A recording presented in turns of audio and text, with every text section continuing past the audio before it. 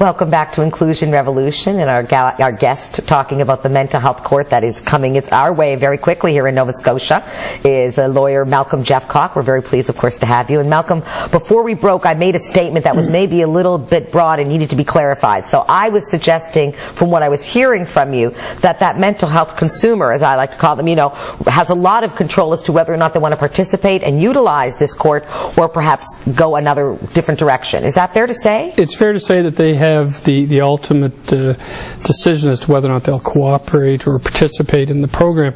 You would use the term, the degree to which they participate, and it's not really a degree. You're either going to be in the program, or I should really say, typically in mental health courts around North America, if a person agrees to participate in the program, they are then held accountable. And if the treatment plan suggests certain things will take place, if the person doesn't do whatever it is they suggested they were going to do, then they have to answer for their transgression. So it's not a situation where you can participate in degrees to which you're comfortable. And I appreciate you clarifying that. If what's initially put forward is you'll do these 4 things or 5 things, and you say, yeah, I can do that, so I'll agree to have my case dealt with in the mental health court, and then you decide not to do one of them, well, then you'll be brought back to the court to address what is going on, why you are no longer willing to agree to that. And in different courts, things happen in different ways. I don't know yet how things will be dealt with here, but I mean, in some cases there are sanctions for not complying. Those sanctions can be, more frequent appearances before the court, different things that are added to your treatment plan, or the treatment plan could be changed. Because it could be, if the program that one participates in is over a number of months, it may well be that the clinicians who are involved in your care agree that after 4 or 5 months, one particular aspect is not really required anymore, so it could be changed. And that's great to hear that there's some organic, options within the process, because we change, and people with certainly mental health, the situation is always changing, no matter what health issue it is. Yeah. So let me ask you this. What have we learned from the other mental courts? In other words, obviously mental health courts, because one of the things, obviously, these committees have been doing, I'm assuming, is looking at other mental health courts around the country, and obviously, as you identified, even in the States, and seeing what's working. And I'm really curious, is there anything that we're looking at to do differently as a result of something that we've seen out there that we'd like to see done a little differently? Is that, again, a fair question? I don't know that there's anything, first of all, that's in black and white as of yet. It's still a process where the program itself is trying to be formed. Right.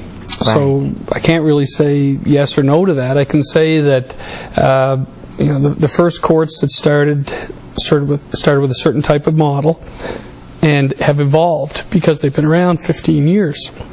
I don't know whether we're going to jump into this process at that point of evolution that some of these courts with 15 or 16 years experience are at, or whether they're going to start up a court here that looks more like the original courts in the United States and in St. John. And essentially we let it evolve its natural course within our own community. Yeah, well, the actual process of the court has changed over time. The type of offenses, the type of offender, and by that I mean, by diagnosis. So a lot of things are still up in the air as to what the start point will be here. Whether we start, as did other places, at square one, or if we take the benefit of what other jurisdictions have learned and come in at point 10, say. Right. That's still being worked out. We don't know yet, or we might be at 4 or 7. Right. But let me ask you this then. The bottom line is that we in Nova Scotia, or certainly the Nova Scotia Department of Justice and the community and legal aid and all the people involved in this decision obviously believe that this is an important piece for our province, or we wouldn't be pursuing it and taking our time and really rolling it out the way we are. And I'd like to know from you, why do you think we need a mental health court here in Nova Scotia? Well, perhaps what I'll say about that is the Department of Justice has determined that was a course that they were going to pursue. Okay. And that having been the decision that was made, you had other groups now contributing and trying to offer assistance to have the best court that we can possibly have. Right. So that said, and I'm hearing you very clearly, would the advantages. So let's talk about the advantages of having this mental health court, as to whether or not who decided or what made them decide. But let's use your experience in this and have you help me understand why we might want a mental health court here in Nova Scotia, even if it's not necessarily the reasons that it was ultimately brought forward from the department. Okay, well, looking at how things have evolved in other jurisdictions, it's usually to meet the need of the revolving door of people being before the court, basically because they come in conflict with those around them, and in not necessarily significant but more annoying fashions. And oftentimes it's because people have become disconnected with services that and supports that could benefit them to be able to successfully navigate their way through life. So that was really the start point that occurred in the United States that brought it all about.